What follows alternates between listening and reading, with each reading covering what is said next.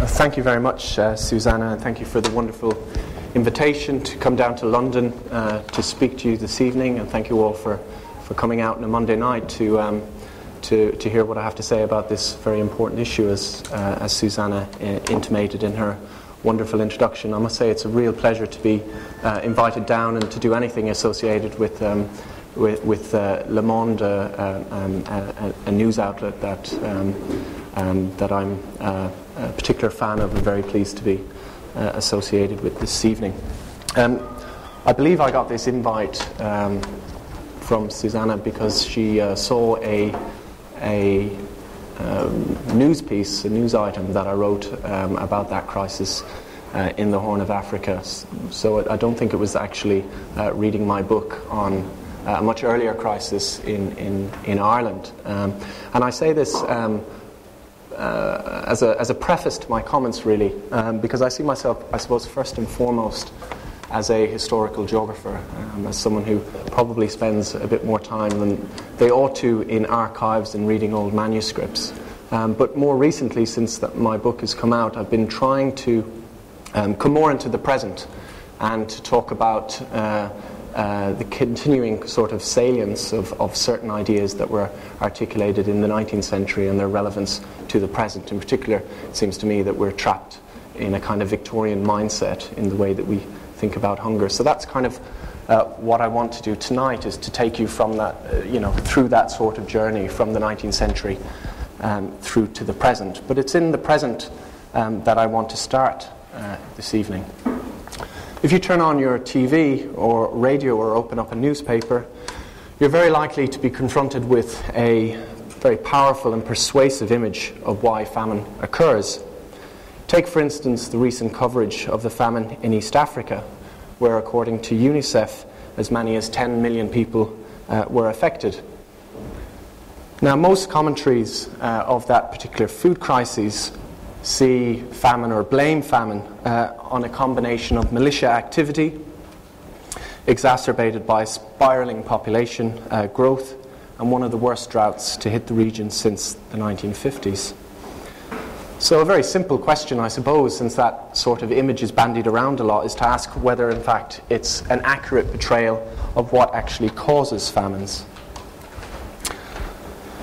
Well, let's look at this sort of suggestion that what we're seeing is environmental collapse. It's, in fact, drought and environmental conditions. Well, it seems to me that this ignores the fact that drought is not a new environmental condition in East Africa. It is, as scholars would call it, it is a recursive phenomenon. It's something that occurs periodically, and the reason why that is important is because communities in that region have learned or have built in coping mechanisms, or a sort of adaptive flexibility to the environments in which they find themselves in. And I think that's an important point. I think it's also important to point out that armed conflict, that other sort of cause of this crisis, they're never entirely local in nature. International actors, through supplying armaments and political patronage, have in the past stoked conflict in this region to protect their own political agenda. So, for example, during the Cold War, the Soviets and the Americans were very happy to support dictators and military juntas in Ethiopia and in Somalia in an effort to establish regional supremacy, or in an effort to ensure that state socialism and free market capitalism had a stake in that important region. So it seems to me that these descriptions that are bandied around a lot of failed African states, of collapsed livelihoods and so on, that appear so relentlessly in the media as sort of uniquely African, ignore a deeper truth, that the conditions that we're looking at are actually a product of political brokering between two international superpowers.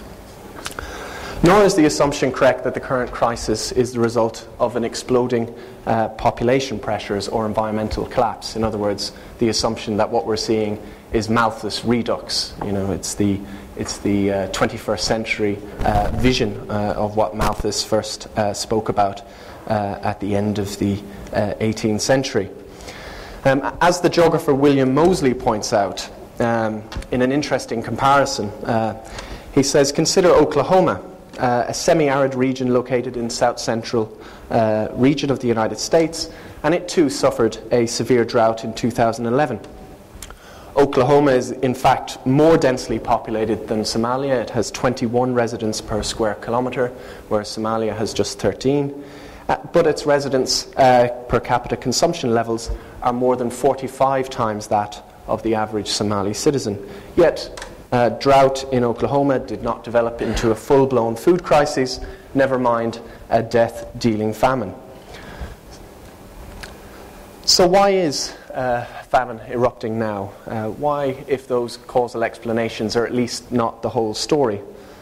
What is actually happening? Well, for a start, it seems to me that we have to take very, very seriously the commercialization of local farming practices. That is placing enormous pressure on traditional livelihoods in the region.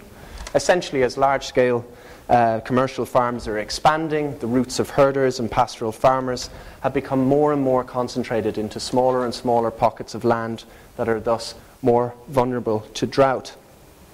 Secondly, we're seeing the effect of soaring global food prices, which mean that local farmers are increasingly priced out of the market for basic commodities. In Somalia, the cost of sorghum was reportedly 240% higher than it was a year ago. And in some parts of Kenya, the price of maize had tripled since January 2010.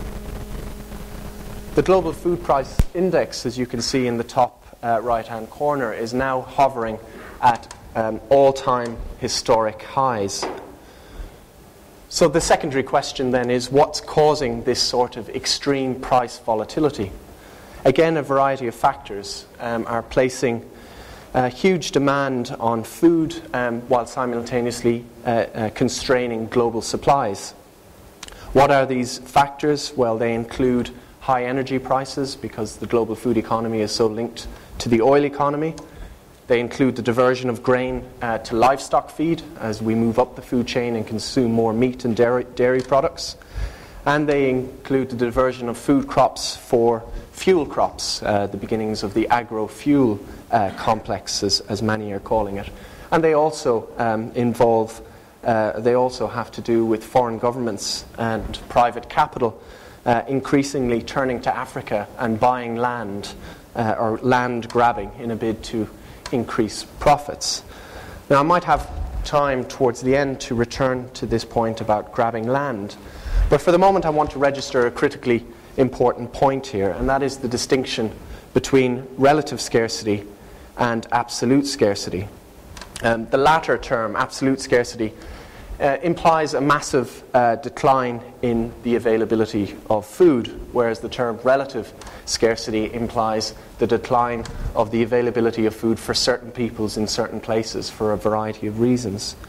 And this was, it's quite embarrassing how long ago the Nobel Prize winner Amartya Sen pointed this out in his classic study, Poverty and Entitlements. And in that study he said, starvation is the characteristic of some people not having enough food to eat. It is not the characteristic of there being not enough food to eat. While the latter, that is, not having enough food to eat, can cause the former, that is, starvation, it is but one of many possible causes. Indeed, according to Sen, it's perfectly possible to experience famine conditions in a context of overall food surplus, a situation that he calls boom time famines, and that's exactly what we're seeing today. Food productivity is also at an all-time high, but the allocation of that food isn't necessarily done in equal ways. So the writings of people like Sen and others shift the question from food supply, from issues of productivity and so on, to issues of access, to issues of food affordability, to distributional questions. And Sen, as I said, was writing in 1983. So why isn't that the focus of the dominant media coverage of these disasters? Why are we still focusing on supply side arguments rather than demand side issues? And it seems to me that there are many reasons for this, but an important one is that it's much easier to ignore awkward questions about maldistribution or a lack of distributional justice in the global economy. And it's far easier to focus attention on the technical problem of increasing or boosting food productivity to expand, to feed, I suppose, a rising global population. It's much easier to make that sort of argument than the counterclaim that Sen's making. And we see this being made quite a lot today, not just in the media, but also by big institutions like the World Bank. So, for example, in its very bulky report on land grabs titled, notice the title of this is not called Land Grabs, it's called Rising Global Interest in Farmland.